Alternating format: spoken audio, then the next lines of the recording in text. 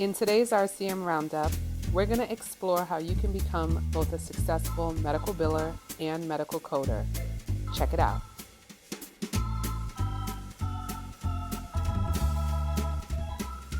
But if you get into smaller organizations that don't have the, financial means to really break up these departments, when they recruit someone to join their organization, they're going to pretty much want you to wear both hats. So it's important for you to understand the differences. Now, medical billing, I would say that a lot of the schools, the curriculums that I have looked at, they're very more heavy on the medical billing side. So they will prepare you to be a medical biller.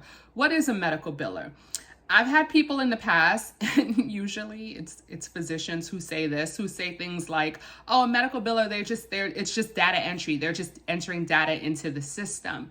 Yes, you are entering data into the system, but you have to enter the data correctly in order for the organization to generate any type of revenue.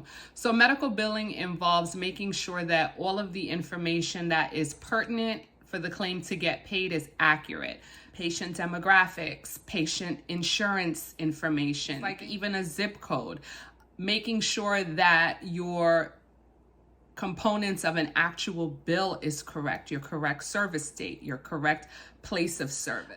If you're billing for certain services like anesthesia, understanding that you need to report the anesthesia time. Understanding if you're billing an inpatient claim, you need to have an admission date on the claim. These things are vital components of a bill that a medical biller must understand in order to successfully submit a bill to an insurance company and have that bill get insurance filing limits are, and if you need to send a corrected claim, what information needs to go into the system in order for the insurance company to accept that corrected claim.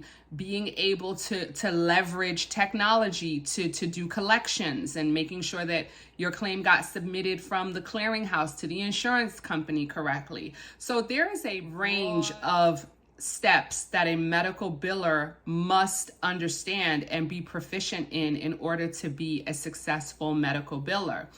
Whereas when you get into medical coding, and what I will say is, when I decided to switch out from NHA to AHIMA and I began studying for the certified coding in an outpatient facility test, step by step, understanding all the different body systems, understanding, how to code laterality.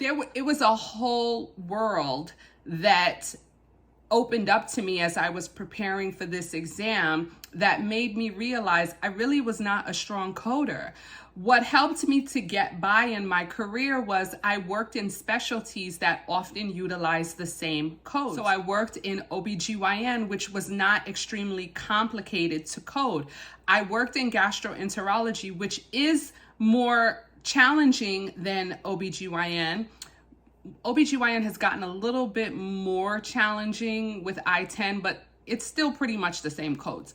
But I had a mentor when I worked in GI, and she taught me a lot about coding, and that's what helped me understand GI. For most of my career at that point, I had only worked in OBGYN, GI, and I did internal medicine, which you're dealing with a lot of E&M codes and annual codes. So as long as you understand the concept of that. But as I got into more challenging specialties like the integumentary system, optical, I realized fractures.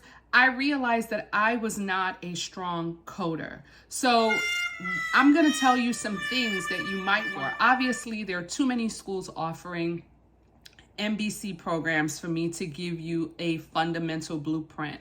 First of all, if you want to be a medical biller, most of the curriculums, I'm pretty sure, are going to give you the blueprint to being a medical biller. If you want to be a medical coder, you really need to pick a school that has a realistic timeline.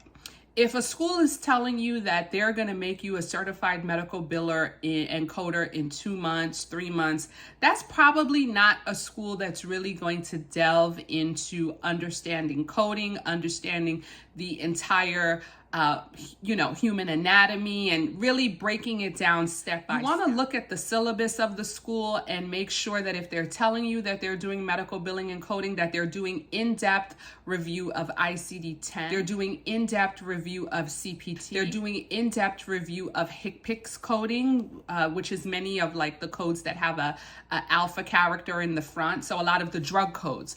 They really want to take the time and go through all of those different things with you. If a curriculum is not offering that, chances are they are not going to prepare you to be a certified coder. So far, based on my experiences, and I just want to say none of these companies pay me. I'm just calling it like I see it based on my journey and what I've seen others go through. The only organization that I have seen so far that does a good job of separating medical billing versus medical coding is AAPC. They have certification exams that are very specific to being a certified biller versus a certified coder. And I think that that is extremely important.